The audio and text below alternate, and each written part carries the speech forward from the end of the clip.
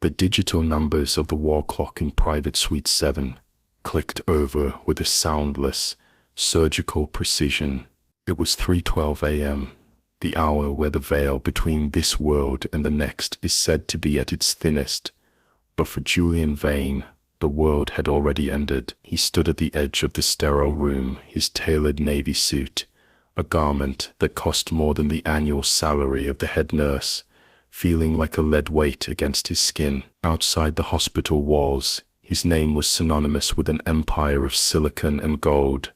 He was a man who moved markets with a single post and bent the trajectory of industries to his will. But inside this room, under the hum of the high-intensity fluorescent lights, Julian Vane was nothing more than a spectator to a catastrophic silence.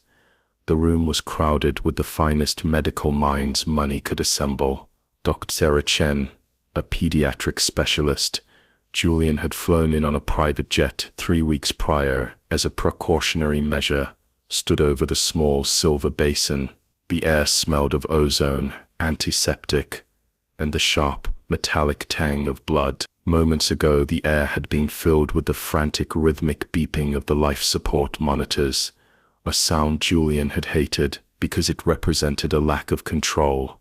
Now he would have given every cent in his offshore accounts to hear just one more of those electronic chirps. The monitor was a flat, unyielding line of green light. It didn't flicker, it didn't stutter.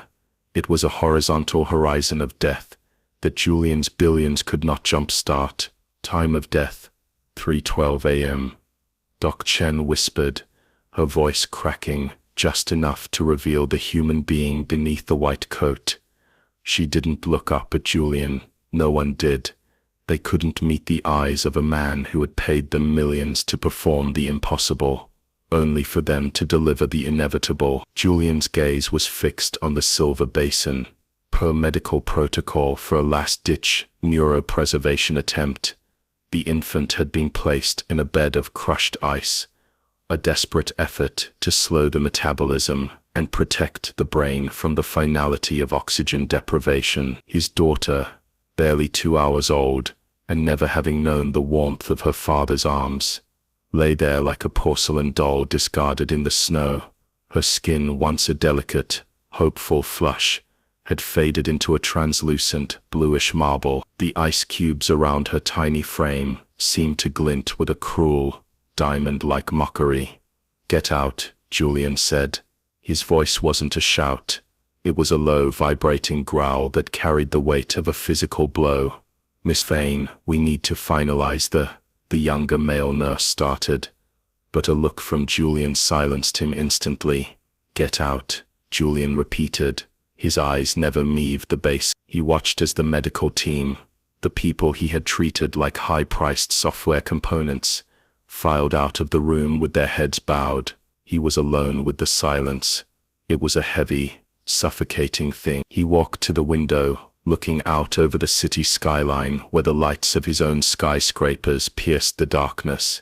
He had built a world where everything had a price, where every problem was a bug to be fixed with a better algorithm or a larger investment. But as he turned back to the lifeless child in the ice, he realized for the first time in his 42 years that the most valuable thing in the universe, a single breath, was the one thing he couldn't buy. Before you witness what happened inside that hospital room when the world gave up, I have to ask, do you believe that hope can survive when the heart stops? Comment yes if you believe in miracles.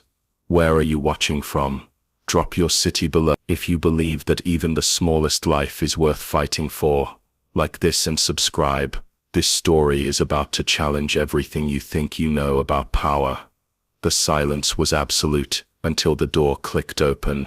It wasn't the sound of a doctor returning with an apology. It was the sound of a heavy, metal top door being pushed by someone who didn't know the etiquette of a billionaire's grief. Julian spun around, ready to unleash a fury that would end a career, but the words died in his throat. Standing in the doorway was a boy who looked like he belonged to a different century, or perhaps a different world. He was no older than 14, his skin the color of deep mahogany, his eyes wide and glowing with an intensity that seemed to illuminate the dim hallway behind him. He wore a jacket of faded olive green, torn at the seams and stained with the dust of the streets. His feet were shoved into sneakers that had long since lost their tread. He didn't look at the expensive art on the walls or the high-tech equipment. His eyes were locked on the silver basin of ice. "You don't belong here," Julian said, his hands clenching into fists. "Security is on their way. They won't get here in time," the boy said. His voice wasn't that of a child. It had a rhythmic, ancient resonance that stopped Julian in his tracks. "I was sleeping in the alley when the wind told me a light was going out. I came to keep it lit." Julian stared at the boy, this nobody from the streets, who had bypassed the most expensive security system in the state. The boy stepped into the room, and as he did, the temperature seemed to shift. The cold clinical air suddenly feeling charged with a static, expectant energy. Julian Vane, the man who owned the future, found himself unable to move as the boy with nothing approached the miracle that money had failed to save. Julian Vane stood by the panoramic window of the private wing, his reflection ghosting against the glass like a specter of the man he used to be just an hour ago. Below him, the city of Seattle was a grid of shimmering amber lights, a kingdom he had conquered through ruthless acquisition and an unwavering belief that every soul had a price and every problem a technical solution. He checked his watch, a custom piece worth more than the hospital's entire oncology department, and felt a surge of familiar, acidic bile. To Julian, time was the only currency he couldn't manufacture, and tonight, the clock was bankrupting him. The door swished open, and a junior administrator scurried in, clutching a digital tablet, as if it were a shield. The man's lab coat was slightly yellowed at the cuffs, a detail Julian noted with immediate cold disdain. "Miss Vane, we've prepared the paperwork for the—" "I don't pay you to bring me paper," Julian interrupted, his voice a low, dangerous vibration that made the administrator visibly flinch. "I pay this institution $30 million a year in donations, so that I never have to hear the word impossible. Yet, here you are, standing in a room full of state-of-the-art failure, asking me to sign a death certificate.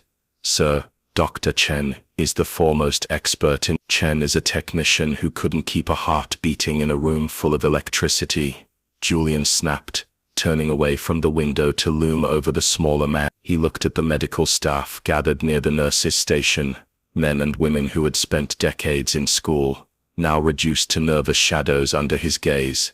To Julian, they were no different than the engineers he fired when a server went down, or the lawyers he replaced when a merger hit a snag. They were service providers who had failed to deliver the one product he required, his legacy.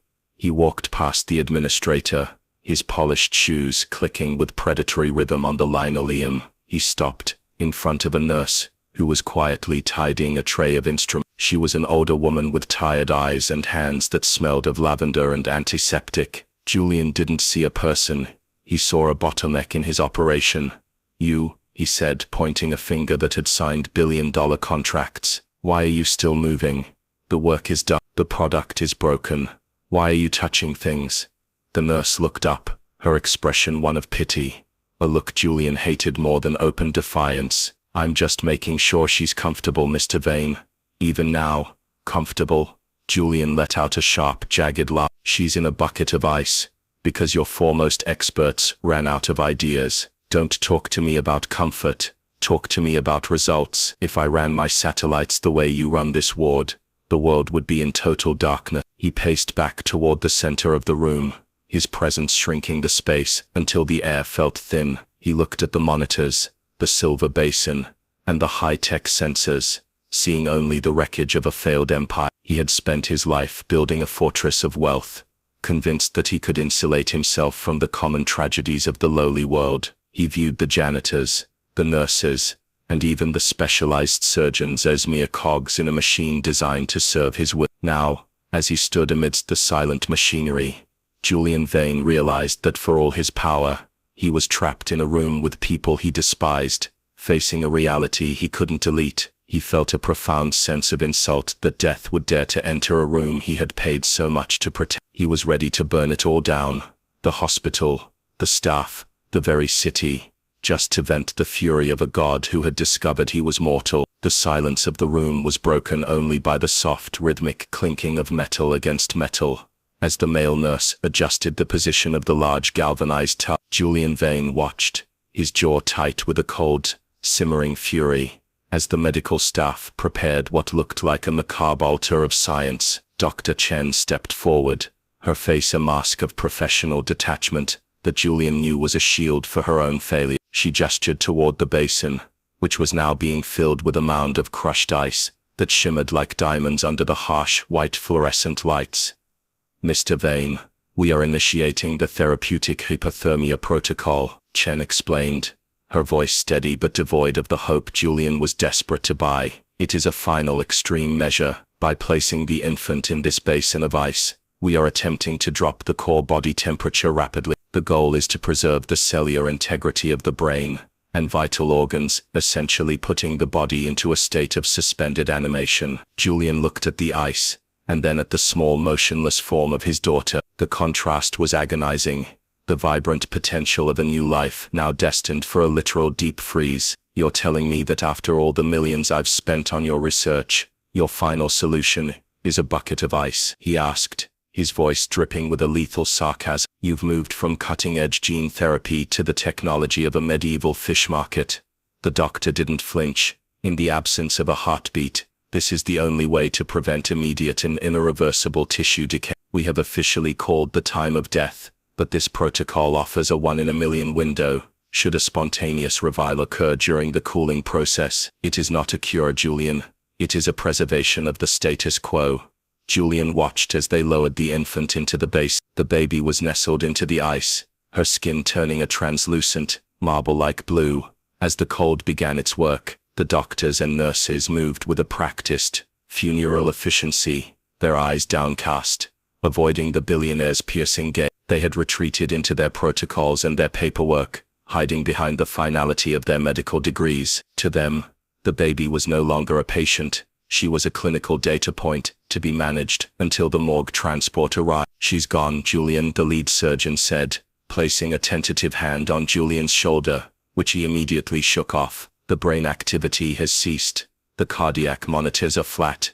The ice is simply a courtesy to the physical form." Julian turned back to the window, his reflection in the glass looking older and more hollowed out than he felt. He looked at the red arrow on the monitor, a digital indicator of a life that was no longer there, and then back at the silver tub where his daughter lay buried in the cold. He had built a world where he could control the weather, the flow of information, and the fate of nations, but he could not warm the skin of his own child. The ice basin stood as a chilling monument to the limits of his empire, a silver bowl of frozen failure that no amount of gold could melt. The heavy, pressurized door to Private Suite 7 didn't just open, it breathed, exhaling the pressurized cold of Julian Vane's ivory tower into the corridor. In that sliver of space stood a figure that looked like a glitch in the hospital's expensive reality. Leo stood there, a boy of 14 or 15, with dark mahogany skin and short curly black hair that held the scent of the night wind. He wore an olive-green jacket, torn at the shoulders and stained with the grime of the city's forgotten corner. His yellow pants were frayed at the hems, and his shoes were held together by little more than hope and grit. Everything about him screamed poverty and homelessness, a jarring contrast to the gleaming medical equipment and the billionaire in the navy suit who owned the air they were breathing. Julian Vane spun around, his eyes flashing with the predatory instinct that had built his fortune. He saw a nobody, a street kid who had somehow breached a security system that cost more than a small country's GDP. To Julian, Leo was an intruder, a nuisance, a piece of the lowly world that had no business being in the presence of his grief. "Who are you?" Julian demanded, his voice a low, dangerous vibration. "This is a restricted area. Security is already on their way to remove you." Leo didn't flinch. He didn't look at the expensive art on the walls or the high-tech sensors. His eyes were locked with a supernatural intensity on the silver basin of ice, where the infant lay. "I know the baby is dead," Leo said, his voice carrying a rhythmic ancient resonance that made the air in the room feel suddenly heavy. "I know the doctors said there's nothing they can do, but there's something I can do, something God can do through me." Dr. Chen stepped forward, her medical mind already dismissing the boy as a product of trauma or mental instability. This is a private family matter, she said firmly, moving to block his view of the basin. You need to leave now. But Leo's gaze remained fixed on the eye. He ignored the doctor as if she were made of glass. He looked directly at Julian, seeing past the billionaire's mask of controlled devastation. I was walking past the hospital when I felt a pull, Leo explained softly, his eyes never wavering. I felt God telling me to come inside, that a baby needed help. I didn't plan to be here. I was sleeping in an alley 3 blocks away when the wind told me a light was going out. Julian's head snapped up. He had spent his life dealing in data, logic, and cold hard fact. The idea of a pull or a message from the wind was an insult to his intelligence. Yet, as he looked at the boy in the torn olive jacket, he saw a light in Leo's eyes that no high-intensity fluorescent bulb could replicate. The boy stood with a surprising authority, a child of the streets who seemed to carry a weight of certainty that the billionaire's gold couldn't buy. You think you can save my babe? Jennifer asked, her voice cracking as she pulled away from Marcus, her face pale with a mix of shock and a desperate, irrational hope.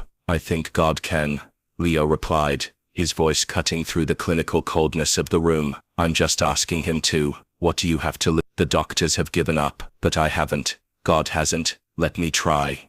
In that moment, the power dynamic of the room shifted. The billionaire who believed poverty was a choice and status was everything was forced to look at a boy who didn't even own a proper bed. Leo was a shadow from the hallway who had stepped into the light claiming to hold a key to a door that science had already locked and bolted. Julian looked from the ice basin to the boy, his worldview fracturing as he realized that for the first time in his life, he was the one who was truly powerless. Julian Vane stood paralyzed by a cocktail of grief and mounting rage, his hands trembling as he stared at the boy who had just invaded the most private tragedy of his life. The room felt like a pressurized chamber about to burst. Dr. Chen had already reached for the wall-mounted intercom to summon security, her face tight with the indignation of a professional whose domain had been desecrated by a disturbed child. Mr. Vane, I am so sorry for this intrusion, Dr. Chen said, her voice sharp and clinical. Security is on their way. This boy is clearly not in his right mind, and letting him remain here violates every medical and legal protocol we have. He needs to be removed immediately so you can have your peace. Julian's eyes remained locked on Lee. He saw the dirt under the boy's fingernails and the frayed edges of that olive jacket, but he also saw a stillness in the boy that was terrifying. Leo didn't look like a fanatic or a thrill-seeker. He looked like a soldier standing on a battlefield only he could see. Julian's voice was a jagged whisper. There is no peace in a room where my daughter is sitting in a bucket of ice. He turned his gaze back to Leo, his lip curling in a sneer born of a lifetime of looking down on the world. You're a street kid. You probably haven't had a hot meal in a week, and you think you can walk in here and do what $30 million worth of technology couldn't. You think you have a direct line to a god I've spent my whole life proving I didn't need. Leo didn't flinch. He took a single step closer to the silver basin, his eyes never leaving the blue-tinged infant. Mr. Vane, Leo said, his voice cutting through Julian's bitterness with a surprising quiet authority. What do you have to lose? Your son, your daughter. The doctors have already said she's gone. They've signed the paper. They've given up. But I haven't. God hasn't. You can have me thrown in jail, or you can give me 1 minute. If nothing happens, I'll leave and you'll never see me again. But if something does. He didn't finish the sentence. He didn't have to. The silence that followed was heavy with the weight of an impossible choice. Jennifer, who had been a ghost of herself since the time of death, was whispered, suddenly stirred. She pulled away from Julian's protective arm, her eyes wide and bloodshot, fixed on Leo. Jennifer, no, Julian started, his protective instincts flaring. This is a circus. We can't let him do this to us. Julian, look at her. Jennifer's voice cracked, a raw sound of pure maternal agony. She pointed a shaking finger at the basin of ice. The doctors said, there is nothing more they can do. They've packed up their bags. They've called it. If this boy is offering even a shadow of a chance, I don't care how impossible it sounds. I don't care if it's irresponsible. Let him try. Dr. Chen stepped forward, her medical instincts dreaming in protest. Mrs. Vane, this is medically irresponsible. This child is clearly disturbed and undernourished. Letting him near a deceased infant is a violation of every. Let him try. Jennifer screamed, her voice echoing off the sterile walls, silencing the room. She turned to Dr. Chen, her face pale with a desperate, fierce hope. "You told me she was gone. You told me it was over. If you're so sure of your science, then what harm can a prayer do? Let him try, or I will never forgive you for as long as I live." Julian looked at his wife, then at the boy in the olive jacket, and finally at the basin of ice. For the first time in his life, the billionaire tech mogul found himself standing on a precipice, where his money had no value and his logic was a hollow shell. He looked at Leo,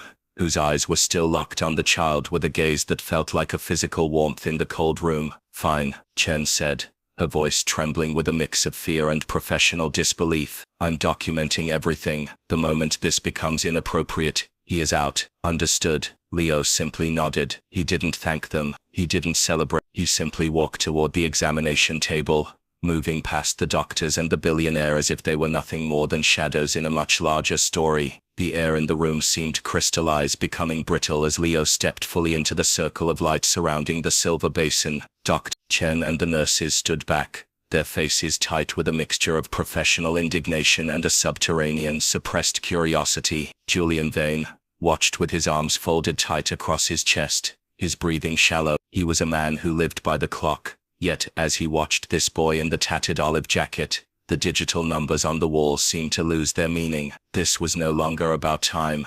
It was about the collision of two worlds. Leo reached the edge of the metal. He looked down at the infant, whose skin had taken on the translucent, waxy quality of deep winter. Without a word, the boy began to roll up the sleeves of his torn jacket, revealing thin, wiry arms that looked far too fragile for the weight of the moment. His movements were slow, deliberate, and carried a strange, heavy grace that silenced even the skeptical murmurs of the younger nurses. "I need to prepare," Leo whispered, though he didn't look at anyone. "The cold has to know me before I can ask it to leave." Before anyone could intervene, Leo plunged both of his hands into the basin of ice water. The sound of the ice shifting against the metal was loud in the sterile silence, a sharp clinking noise that made Jennifer gasp. The water was near freezing, a temperature designed to preserve cellular structure by halting life's kinetic energy. Yet Leo didn't flinch. He submerged his hands past the wrists, burying them deep within the jagged crystalline shards. The doctors watched the wall clock. 10 seconds,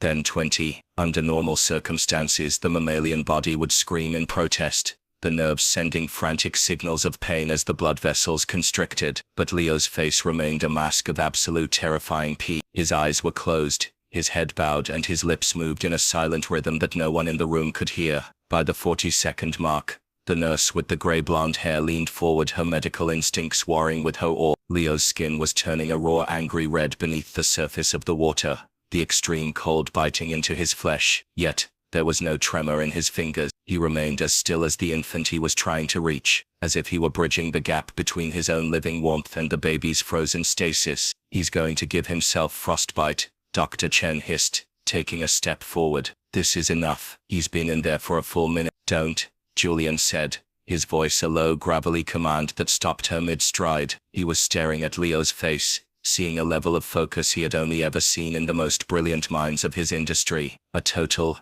singular devotion to a goal. For the first time, Julian didn't see a street kid. He saw a vessel. Exactly 60 seconds after he had submerged them, Leo pulled his hands from the ice. Water dripped onto the floor, the droplets sounding like heavy rain in the quiet room. His hands were a deep, vibrant crimson, steaming slightly in the climate-controlled air. He didn't dry them. He didn't shake off the cold. Instead, he held them out before him, his fingers curled slightly as if he were holding something invisible and precious. He turned toward the baby, the red of his hands a stark, violent contrast to the blue-white marble of the child's chin. The frozen preparation was complete. He had embraced the cold, and now, with his hands still dripping and freezing, he prepared to offer the only thing he had left, a prayer that challenged the very laws of the room. Leo moved toward the infant with a singular quiet intensity that made the high-tech sensors and the million-dollar monitors seem like obsolete toys. His hands, still dripping with the freezing runoff of the ice basin and glowing a raw, vibrant crimson from the cold, hovered for a fraction of a second over the baby's bare chest. In that heartbeat of time, the room seemed to hold its breath. The hum of the air filtration system faded,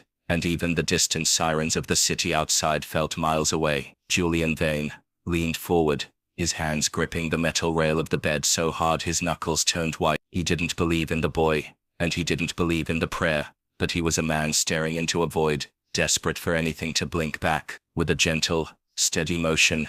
Leo placed both of his ice-cold palms directly onto the infant's blue-tinged skin. Jennifer let out a choked, stifled sob and Dr. Chen took a half-step forward, her mouth opening to protest the sheer medical insanity of the act. To touch a body in the middle of a hypothermic preservation protocol with unsterilized freezing hands was a violation of every rule she had spent 15 years mastering, but something in the way Leo bowed his head, a total sacrificial surrender, stopped the words in her throat. Leo closed his eyes. He didn't shout, he didn't perform for the cameras he knew weren't there. He began to whisper, the words barely audible, a soft rhythmic murmuring that sounded like the steady pulse of an ancient drum. Lord, this breath belongs to you, he breathed, his voice vibrating with a conviction that seemed to pull the very air out of the room. The world says it's over, the machines say she's gone, but you are the author of the song. Breathe your life back into this life. Show them that you are still here. 10 seconds passed. The heart monitor remained a flat, mocking line of green light. The baby stayed motionless, a tiny statue of marble and ice beneath the boy's red hands. 20 seconds. The male nurse looked at his watch and then at Chen, his eyes signaling that they should end this delusion and reclaim the body. Julian felt a cold wave of reality wash over him. What was I thinking? He thought, his jaw tightening. I let a homeless kid play with my daughter's corpse. But then, it happened. It was so subtle that Dr. Chen almost dismissed it as a trick of the flickering fluorescent lights. A tiny, almost imperceptible twitch occurred at the base of the infant's throat, then beneath Leo's palms, the blue-tinged chest. It wasn't a gasp. It was a ghost of a movement, a shallow, tentative expansion of the lungs that defied every law of biology Julian had ever funded. Did you see that? Jennifer whispered, her voice a thread of pure electricity. It's just a post-mortem reflex. Dr. Chen stammered, though her own hands were beginning to shake. The cold can cause muscle contractions. She was cut off by a sound that silenced every doubt in the room. Bop. The heart monitor, which had been a flat, silent horizon for over 20 minutes, stuttered. A single spike of green light jumped on the screen. Then, after an agonizing pause, another bop.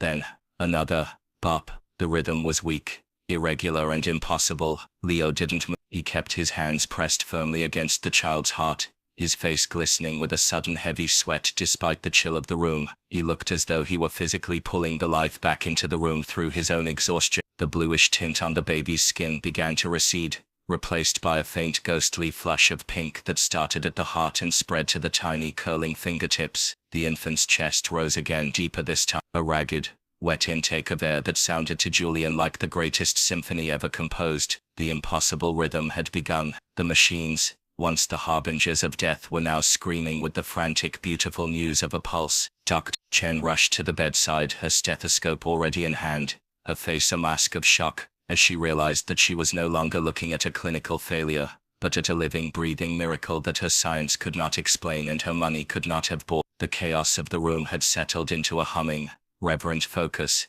as the medical team transitioned the infant into a state-of-the-art warming incubator, their movements now infused with a desperate care that bordered on the sacred. Julian Vane stood in the center of the room, a man who had regained his world but lost his foundation. He watched the pink, breathing life of his daughter through the glass of the incubator, then slowly turned his gaze toward the far wall, where Leo sat on the floor. The boy looked smaller now, his head resting against the cold tiles, his red, raw hands trembling in his lap. Whatever fire had burned through him to reach the child had left him a hollowed-out shell of exhaustion. Julian felt the familiar impulse of his old life rising within him, the need to balance the scales, to quantify the debt, to regain control of the situation through the only language he truly mastered. He reached into the inner pocket of his navy blazer and pulled out a checkbook, a leather-bound symbol of a power that had moved mountains. He moved toward the boy, his footsteps heavy on the linoleum. The doctors and nurses paused, sensing the shift in the room, as the billionaire approached the homeless teenager. "You," Julian began, his voice still ragged with the remnants of his grief. He pulled an expensive fountain pen from his pocket, his hand steadying as he prepared to write. "I don't know what you just did. I don't know how you did it. But I am a man who pays his debts. You saved my legacy. You saved my life." He began to write, the nib of the pen scratching a figure onto the paper that would have changed the lives of 10 generations of Leo's family. "This is just a start. A down payment.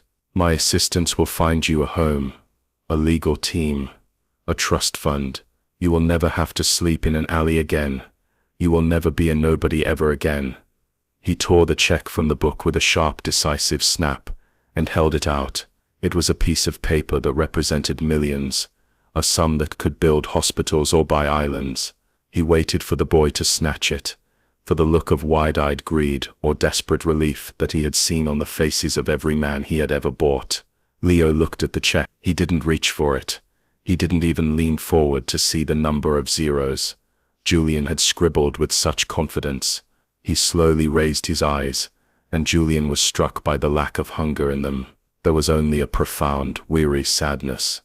"Put it away, Mr. Vane," Leo said softly. His voice was thin, but it carried a weight that made the check in Julian's hand feel like a lead weight. "You don't understand," Julian pressed, his brow furrowing in confusion. "This is more money than you've ever seen. This is safety. This is power. Take it. You earned it." "I didn't earn anything," Leo replied, his gaze drifting back to the baby in the incubator. "I didn't bring her back. I just stood in the gap and asked the one who could, if I take your money for a miracle that wasn't mine to sell, then the gift leaves me. You can't put a price on a soul, Miss Vane. Not hers and not mine." Julian's hand dropped slightly. "Everyone has a price, Leo. That's how the world works. That's how your world works," Leo said, his voice gaining a sudden piercing clarity. "In your world, everything is a trade. You think because you have gold you can command the wind, but the wind doesn't know your name. The life in that room didn't come back because you're a billionaire. It came back because someone was willing to ask for it, without a checkbook in their hand. If I take that money, I become just another part of your machine, and I'd rather be a nobody with a heart that can hear the wind, than a rich man who is deaf to everything but himself." The silence that followed was different than the silence of the death watch. It was a silence of profound, ego-shattering realization. Julian looked at the check, the paper he had always believed was the ultimate shield against the darkness, and saw it for what it was, a scrap of wood pulp and ink. He looked at Leo, a boy who had nothing, and yet, in this moment, possessed a wealth of spirit that Julian couldn't even map. "I can't let you just walk back out into the cold," Julian whispered, his voice cracked. For the first time he wasn't trying to buy a result, he was trying to understand a human being. "I'm not in the cold anymore," Leo said with a small, tired smile as he used the wall to pull himself to his feet. "I think you're the one who's been cold for a long time, Mr. Maybe it's time you let the ice melt." Leo turned and walked toward the door, leaving the billionaire standing in the middle of his high-tech fortress, holding a multi-million-dollar check that no one wanted to take. Julian watched him go, feeling the strange, terrifying heat of a world where money wasn't the highest power. The sun began to bleed over the Seattle skyline, casting long golden fingers of light through the windows of the hospital wing. But for the first time in his life, Julian Vane wasn't looking at the city as a map of potential acquisition. He stood by the incubator watching the rhythmic rise and fall of his daughter's chest. They had named her Hope, a name Julian once would have dismissed as sentimental and unmarketable, but now it was the only word that felt sturdy enough to anchor his life. Beside him, Jennifer gripped his hand, her gaze fixed on the miracle they had almost lost. The doctors were still whispering in the hallway, their medical journals and logical frameworks shattered, trying to find a way to document the impossible recovery, without mentioning the word God or the boy in the olive jacket. Julian looked down at the crumpled check still clutched in his palm. The ink was dry, the numbers were staggering, and yet the paper felt utterly worthless. He realized then that his legacy wasn't the satellites orbiting the Earth or the billions sitting in silent servers.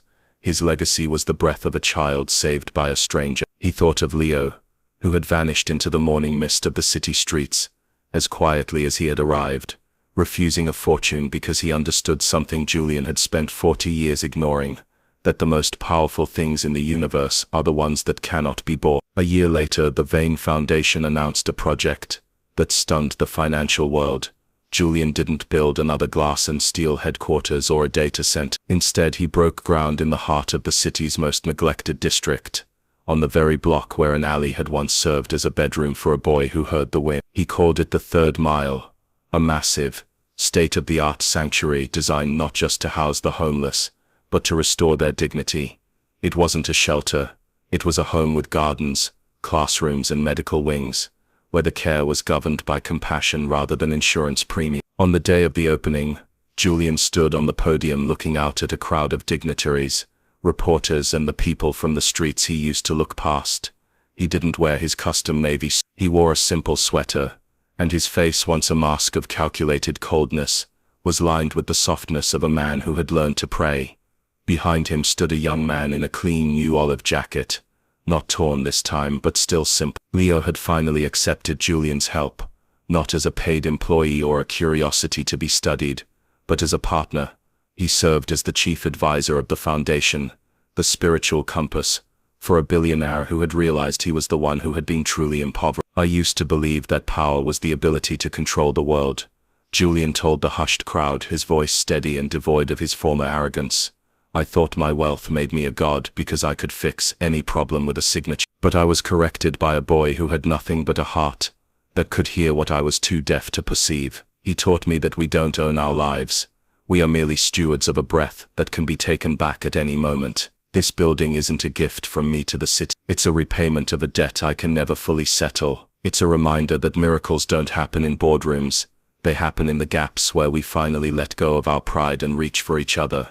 As the ribbon was cut, Julian felt a small hand tugging at his trousers. He looked down into the bright, curious eyes of Hope, now a thriving toddler with a laugh that sounded like music. He picked her up, and for a moment, he caught Leo's eye. The young man gave a small, tired smile, the same smile he had worn in the hospital room when he told Julian that the ice had to melt. The billionaire hugged his daughter close, feeling the warmth of her skin, and looked out at the home he had built. He had finally realized that his true wealth wasn't in what he owned, but in the lives he was now willing to serve. The vain legacy was no longer a kingdom of gold, but a bridge of faith, built on the foundation of a 3-to-1 miracle that had changed the world by changing one man's heart. If this story reminded you that there are things money can't buy, like this video and share it with someone who needs a miracle today. Comment faith if you believe that no one is ever truly a nobody in the eyes of the Creator. Subscribe to join our community of hope, where we prove every day that even the coldest hearts can be thawed by a single act of love.